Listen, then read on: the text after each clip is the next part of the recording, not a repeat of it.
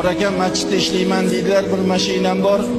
Uyga kelaman, dadamlar qo'y bolam, meni uyimga olib borib qo'ygin deb aytadilar deydi. Uyimga olib borib qo'ygin. O'zlarining uylarida uyimga olib borib qo'ydirar ekan. Mashinamga o'tkazamanda ko'chalarni aylantirib olib kelib uyga olib kelaman.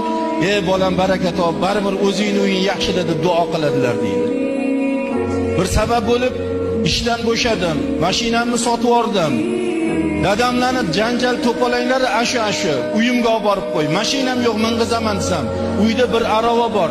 Bir to'shakni solib dadamlarni aravaga o'tkazib, qilib hovlida aravada aylantirib olib kelib, mana uyingizga keldi desam, ey baraka top bolam, o'zingning uying yaxshi deb duo qiladilar deydi. Shu kunlarda mana ahvol o'tirdi. Bir kun duoga qo'l ochib, qo'lingni och bolam dedilar. Menga qilayotgan xizmatlaringdan men roziman. Xudoyam rozi bo'lsin. Iloho orqangdan dunyoni podsholari yursin deb duo qildilar deydilar.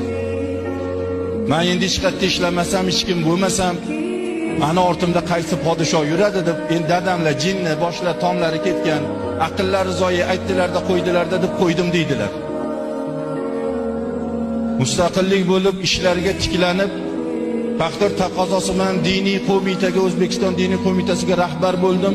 2012-yil Buxoro Samarqandda Abulaziz Samarqandiyning bir necha ming yillik, necha yuz yilliklari munosabati bilan o'sha joydagi bir marosimga bordik.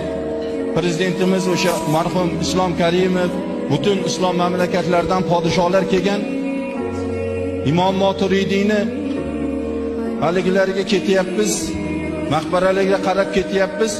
Islom Karimov haligi qoraka siz oldinda yuring deb meni oldinga o'tkazib yubordi deydi. Oldinda o'tib ketyapman, orqamda dunyo podsholari kelyapti, yig'layapman. Birtasi kelib, "Ey qoraka, nimaga yig'laysiz? Axir orqangizda dunyo podsholari kelyapti. Yig'lamang, nimaga yig'laysiz?" desam, bir paytlar otam, "Bolam, men sendan roziman.